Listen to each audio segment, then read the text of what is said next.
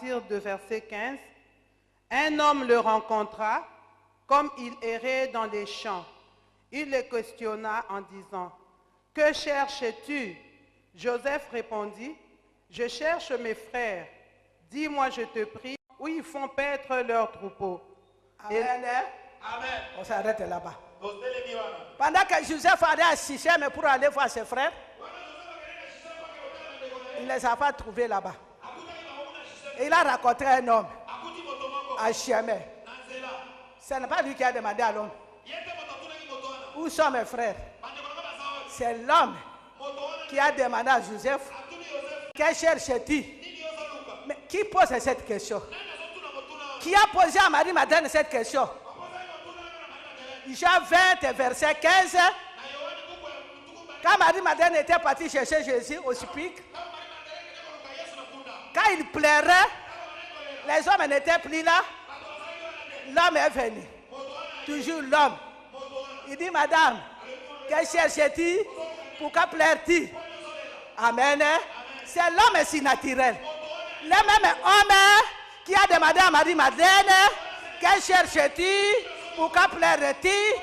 Qui a demandé à Joseph, que cherches-tu? Où vas-tu?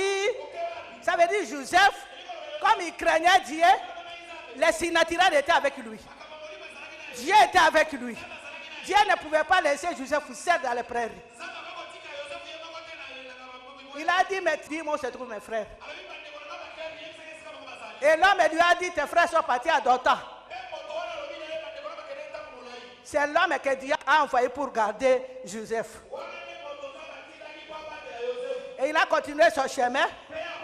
Joseph était dans la joie de retrouver ses frères bien-aimés. Ça veut dire les enfants de Léa, les enfants de Bila, les enfants de Zilpa. Joseph était seul. Son jeune frère Benjamin était encore petit. C'est l'enfant de Rachel. Quand il est arrivé, qu'est-ce qui s'est passé, bien-aimé? Il était dans la joie de revoir ses frères, mais écoute ce qu'il attendait. Tu peux lire 17. Nous lisons le verset 17. Et l'homme dit, ils sont partis d'ici, car je les ai entendus dire, allons à Dothan. Joseph alla après ses frères, et il les trouva à Dothan. 18. Ils le virent de loin, et avant qu'il fût près d'eux, ils complotèrent de le faire mourir. Ils se dirent l'un à l'autre, voici le faiseur des songes qui arrive. Venez maintenant, tuons-le et jetons-le dans une des citernes. Nous dirons qu'une bête féroce l'a dévoré, et nous verrons ce que deviendront ces songes. Acclamez la parole de Dieu, bien-aimé. Ça, c'est les enfants des patriarches. Les hommes appelés par Dieu pour nous enseigner la parole d'aujourd'hui. Vous voyez comme les enfants ont goûté la sorcellerie, la coutume, malgré la paix de leur père. Les enfants ici qui disent toi Joseph, ils ont vu leur père se convertir.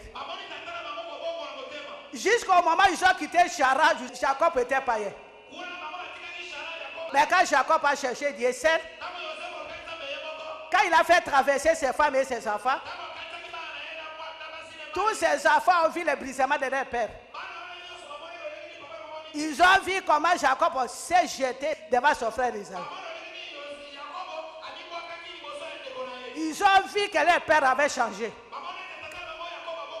Avant d'aller à Bethel, leur père avait demandé d'ôter tous les faux dieux. Tous ces enfants sont partis avec Jacob pour bâtir l'autel à Bethel.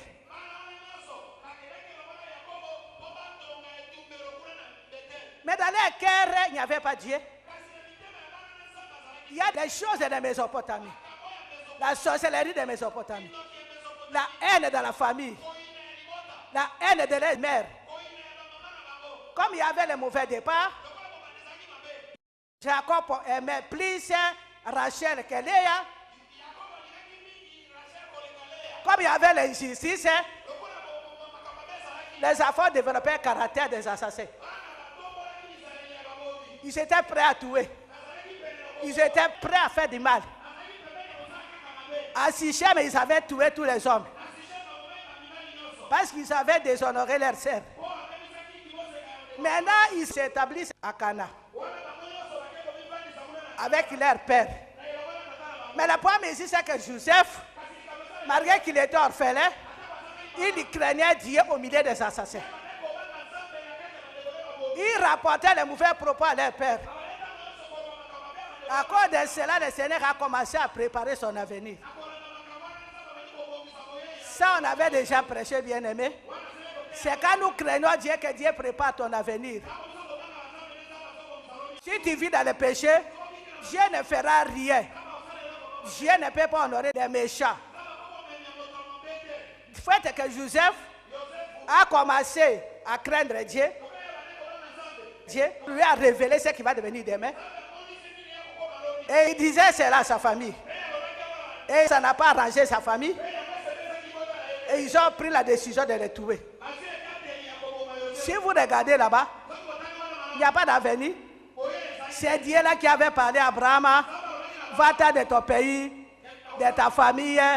Je ferai de toi le père de multitudes. Mais où est la multitude?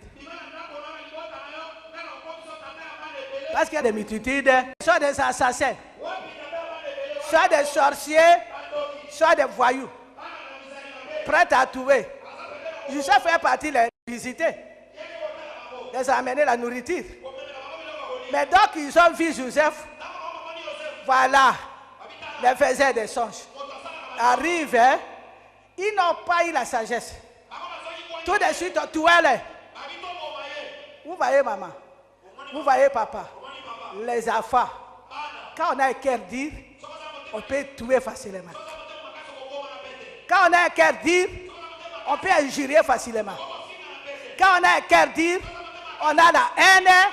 Vous voyez les demi-frères de Joseph, tout de suite, tuez-les. Nous sommes fatigués avec ces songes, nous allons les tuer. Amen. Ils ont fait le complot. Avant même qu'il arrive tout près d'eux. Joseph ne savait pas que ses frères complotaient pour les tuer. Il était dans la joie d'aller voir, il y a Ribert, il y a Judas, il y a Lévi, comme nous disons dans notre langue. Mais les Yaya, tout ce monde, avaient fait un complot. Comme il y avait la sorcellerie, comme il y avait la coutume, qui avait le mauvais départ. Bien aimé le problème, surtout nous les Africains. Même quand nous prions, c'est le mauvais départ. C'est que les enfants de Jacob vivaient. C'est ça que tu as vécu. C'est ça que j'ai vécu. Dans nos familles, nos pères, plusieurs femmes, des injustices, des tantes, des injures, des oncles, des injures. Bien aimés, on grandit avec la haine. On est prêt à se défendre. On est prêt à injurier. C'est comme ça que les gens qui ont souffert, même au ministère, quand il fait la remarque à quelqu'un, pas, même s'il n'a pas raison, il veut se défendre. Parce que toute sa vie, il s'est défendu dans les injustices, dans les méchancetés, même au mariage. Même une femme qui a souffert, s'il y a des mauvais départs dans sa famille, quand l'homme parle A, elle en a 10, prête à taper l'homme, prête à gifler l'homme. C'est le mauvais départ. Le sous-développement, c'est le mauvais départ. Tout ce que nous vivons, c'est le mauvais départ. Aucun homme va développer quelque part s'il a soqué le mauvais départ. C'est comme ça même quand on nomme les gens. J'ai toujours prêché ça. Même dans la première maison. Quand on nomme les gens, première maison, qu'est-ce qu'on fait? On ne développe pas le pays. Parce que tu as vécu dans l'injustice, tu vas diriger dans l'injustice aussi. Amen. C'est ça la famille de Jacob. Nous allons tuer Joseph. Joseph arrive, tout souriant. La Bible nous dit, tout d'un coup, on lui enlève la tunique. Tu peux continuer, maman d'hôtel. Verset 21. Ruben